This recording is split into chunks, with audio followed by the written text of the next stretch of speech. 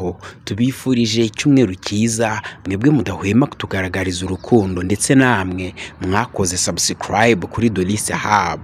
Uyu munsi tugiye kuganira uko ibyamamare byaserutse ku itapi itukura mu birori ibya The Silver Gala. Ibyamamare bitandukanye mu Rwanda ndetse no hanze yarwo byabukereye mu birori bya The Silver Gala byateguwe na Shelly Silver, uri mu bakobwa bamaze kubaka izina mu kubyina ku ruhando mpuzamahanga. Ni ibirori byabaye kuri uyu wa gatandatu itariki ya mbere Ugushyingo umwaka 2025, byabereye muri BK Arena mu masaha y'umugoroba. Nibwo abantu batandukanye bazwi mu myidagaduro nyarwanda ndetse no hanze yaho bari batangiye kugera ahabereye iki gikorwa. Uretse Makeda Mahidao na Eric Omondi bayoboye ibi birori, abandi batambutse ku itapi itukura barimo abenshi bazwi mu Rwanda. Muri abo harimo nka DJ Lampa uri mu bavanga imiziki bagezweho, Miss Mutesi Jolly, Juno Kizigenza, Ish Kevin, Ryan Up, Coach Gael, Muyoboka Lexi, Sheila uri mu bahanzi bagezweho muri Nigeria, Shelly Silver, Anita Urayineza uzwi mu ishoramari uzwi nka Nyiri Romantic Garden, Miss Nishimwe Naomi, Ilunga Lonje wamamaye nka Tuko wote muri sinema y'u Rwanda ndetse n'abandi batandukanye. Muri ibi birori habereyemo ibikorwa bitandukanye aho abahanzi batandukanye basurikije abantu nka Murikwa Imideli ndetse n'igikorwa cyo gukusanya inkunga yo gufasha abana babarizwa muri Shelly Silver Foundation barenga 1000. Hari ijoro ry'ibidasanzwe, mbese n'abarimo ntibari basanzwe. Miss Jolly we yaguze umwenda wa $1,400,000 by'amafaranga y'u Rwanda. Ni ibirori byabereyemo ibikorwa bitandukanye kuko byahurijwemo imideli, umuziki n'ibindi bitandukanye. Ku ikubitiro abitabiriye hafi ya bose banyuze ku itapi itukura bafatwa amafoto, abandi baganiriza itangazamakuru. Nyuma bahawe ikaze na Shelly Silver wabiteguye, agaragaza ko icyambere cyatumye abitekereza yashakaga gufasha urubyiruko rufite impano, yaba mu kuzizamura ndetse no mu bundi buryo bushoboka bwarufasha kwiteza imbere no kugirira umumaro igihugu. Umunyamabanga wa leta muri Minisiteri y'Urubyiruko n'Iterambere ry'Ubuhanzi, Umutoni Sandrine niko yiswe n'ababyeyi be, yashimiye Shelly Silver wabitekereje ndetse by'umwihariko akabikora agamije gukomeza guteza imbere impano. Yagaragaje ko ari shema kuba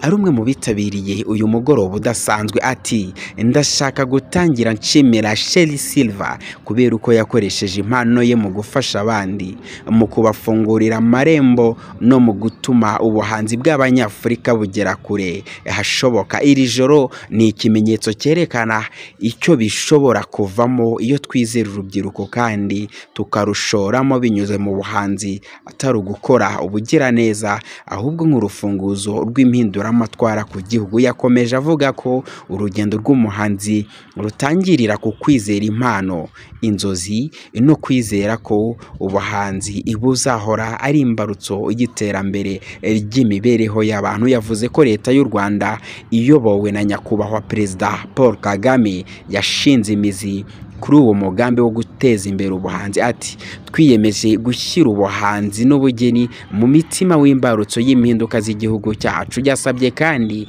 abafatanyabikorwa, abashoramari n'inshuti gukomeza gushora imari mu rubyiruko rw'u Rwanda, ababaha amahirwe, ubujyanama n'ubumenyi burambye. Ati kuko iyo mushoye mu umusore cyangwa inkumi ifite impano muba mushoye mu bukungu n'iterambere ry'aho bakomoko. Ryari ijoro ry'ibidasanzwe The Silver Gala, habereyemo ibindi bikorwa bitandukanye. Muri ibyo harimo kuba Jolly Mutesi yaguze umwenda usaga $1,000, aya asaga $1,400,000 by'amafaranga y'u Rwanda. Umwenda w'ikipe nka Paris Saint-Germain yo mu Bufaransa wanditswe n'abakinnyi b'iyi kipe, yawuguze agamije kugira umutaki we. Uyu mukobwa yatanze akakayabo ahigitse abandi bashakaga kugura ariko bari kubyiganira ku $700. Muri ibi birori bye kandi hahembwa abarimo bambaye neza.